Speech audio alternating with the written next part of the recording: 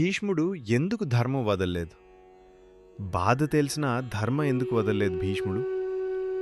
మహాభారతంలో భీష్ముడు ఒక విచిత్రమైన పాత్ర. తన జీవితమంతా త్యాగమే. సత్యవచనానికి కట్టుబడి రాజసుఖాన్ని వదిలేశాడు. కానీ ఒక ప్రశ్న ఉంటుంది. అధర్మం జరుగుతుంటే అతను ఎందుకు మౌనంగా ఉన్నాడు? భీష్ముడు ధర్మాన్ని అర్థం చేసుకున్న విధానం ఇదే. వ్యక్తిగత బాధ కంటే సామాజిక స్థిరత్వం అతనికి ముఖ్యం. తన ప్రతిజ్ఞ భంగం చేస్తే వ్యవస్థ కూలిపోతుందని అతను నమ్మాడు.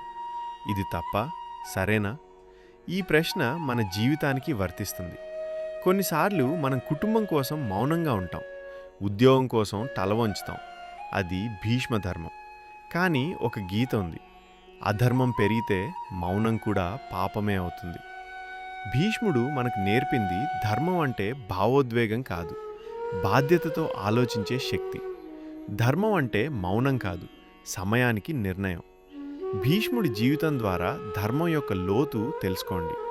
నేటి జీవితానికి వర్తించే మహాభారత బోధ.